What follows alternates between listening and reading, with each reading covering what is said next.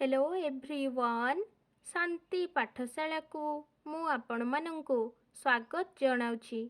आजिकार एक नूतन भिडियो रे आमे आलोचना करिबा छात्र जीवन और समयर उपयोगिता विषय वस्तु को नहीं एक सुंदर रचना।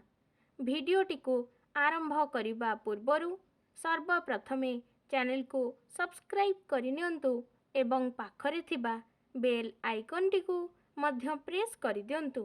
चलंतु आरंभ करिबा। समय और स्रोत काहाकू अपेक्षा करे नाही, से अविरत अविराम गतिरे गड़ी चली थाए।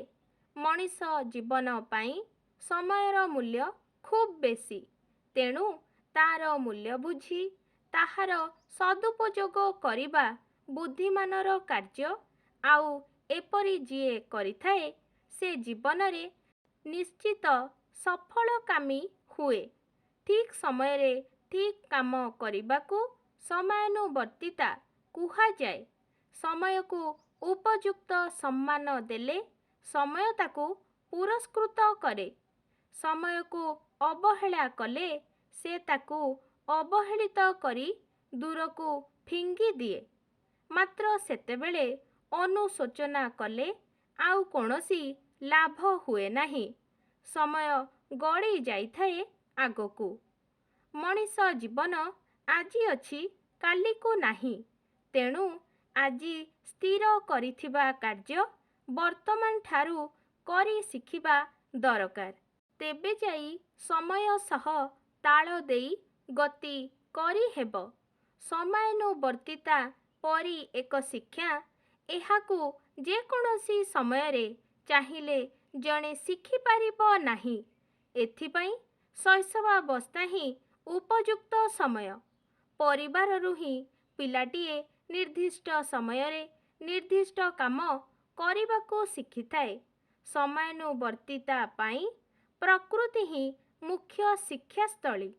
निर्दिष्ट समय रे चंद्र सूर्यंकर आतजात, दिन राति ऋतुमानंकर आगमन प्रत्यावर्तन ठीक श्रृंखलित भावे घटी चलीछि। एइथिरु ही मनुष्य प्रेरणा पाए समय सह समपादरे चलिबाकू। घंटा एक निर्जीव वस्तु हेले एहार सतर्क घंटी मनीषकू सबु समय रे निज कर्तव्य विषय रे सूचई दिए। एहा साहाଯ୍ୟ रे समयानुवर्ती हेबा समस्तंकर कर्तव्य। जन्मठारू मृत्यु पर्यंत मनुष्यर जीवन कर्ममय। एही कर्ममय जीवन रे समयर मूल्य गुरुत्वपूर्ण। समय को कर्म रे बांधी रखी जिए एहार सद्व्यवहार करिपारे सेई हुए कर्मवीर।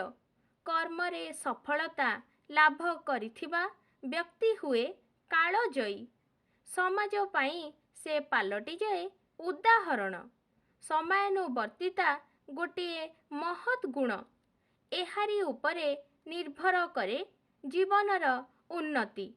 तेणु समय को जिए चिन्हिछि ओ सम्मान देई जानिछि, तार कोनोसी समय वृथारे जाए नाही।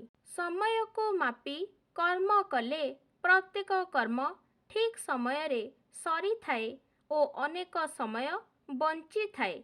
बळका समय को मनुष्य पूजार्चना, धर्म चिंता अथवा अधिका ज्ञानार्जन कि धन अर्जन रे लगाई निज पाई बहु सुख समृद्धि उपलब्ध करिथाए। समयानुवर्तिता मनुष्यर चारित्रिक गठनर आउ एक दिग। एथिपाई व्यक्ति विशेषर वैशिष्ठता प्रतिपादित होइथाए। ए क्षेत्र रे जातिर जनक महात्मा गांधी, गोपबंधु, विनोबा भावेंकर नाम प्रणिधान योग्य। सेमाने समय प्रति खूब सचेतन थिले ओ अन्य को एथि प्रति सचेतन कराउथिले। समय प्रति सचेतन थिबारो बहु असाध्य साधन करी से समस्तंकर चिर नमस्य ହୋଇପାରିଛନ୍ତି। ସମୟାନୁବର୍ତ୍ତିତା ଦ୍ୱାରା କେବଳ ବ୍ୟକ୍ତି ଜୀବନ ଉନ୍ନତ ହୁଏ ନାହିଁ, ଏହାଦ୍ୱାରା ସାମାଜିକ ଜୀବନରେ ଉନ୍ନତି ଘଟେ। ସମୟ ସହ ତାଳ ଦେଇ ଚାଲୁଥିବା ଶିକ୍ଷକ, ଡାକ୍ତର, ଛାତ୍ର, ସୈନିକ ଓ ବ୍ୟବସାୟୀମାନେ ଗୋଟିଏ ଜାତି ବା ଦେଶକୁ ଗୌରବାନ୍ୱିତ କରିଥାନ୍ତି। ମନୁଷ୍ୟ ସମୟାନୁବର୍ତ୍ତୀ ନହେଲେ ଆଳସ୍ୟ ରୂପକ ଶତ୍ରୁ ତାକୁ ଘେରି ଯାଆନ୍ତି। ଏହାଦ୍ୱାରା ସେ ନିଜେ ପଙ୍ଗୁ ଅଥର୍ବ ହୋଇଯିବା ସହ ଦେଶ ଓ ଜାତିକୁ ପଙ୍ଗୁ ଅଥର୍ବ କରି ପକାନ୍ତି। ଛାତ୍ରମାନଙ୍କ ପକ୍ଷରେ ସମୟାନୁବର୍ତ୍ତିତା ହେବା ସର୍ବାଦୁ ଆବଶ୍ୟକ। ପ୍ରାଥମିକ ସ୍ତରରୁ ଏଥିପ୍ରତି ଦୃଷ୍ଟି ଦେଲେ ଉତ୍ତର ଜୀବନରେ ସେ ଜଣେ ସଫଳ ବ୍ୟକ୍ତିତ୍ୱ ଓ ସର୍ବଗୁଣ ସମ୍ପନ୍ନ ବ୍ୟକ୍ତିରେ ପରିଣତ ହୋଇପାରେ। ଜୀବନର ପ୍ରତ୍ୟେକ ମୁହୂର୍ତ୍ତ ବହୁ ମୂଲ୍ୟବାନ, ତେଣୁ ଏହି ମୂଲ୍ୟବାନ ଜୀବନରେ ଜ୍ଞାନ, ଧନ, ସୁଖ, ସମୃଦ୍ଧି, ପରିଚୟ, ପ୍ରତିଷ୍ଠା, ଆଦର୍ଶ, ତ୍ୟାଗ, ଶାନ୍ତି ଓ ସଦ୍ଭାବନାକୁ ବଜାୟ ରଖିବାକୁ ହେଲେ ସମୟାନୁବର୍ତ୍ତୀ ହେବା ଅପରିହାର୍ଯ୍ୟ। ଆଜିକାର ଭିଡ଼ିଓଟି ଆପଣଙ୍କୁ କିପରି ଲାଗିଛି କମେଣ୍ଟ ମାଧ୍ୟମରେ ନିଶ୍ଚୟ ଜଣାଇବେ ଏବଂ ଲାଇକ୍, ସେୟାର, ସବସ୍କ୍ରାଇବ୍ କରିବାକୁ ଜମାରୁ ଭୁଲିବେନି। ଧନ୍ୟବାଦ।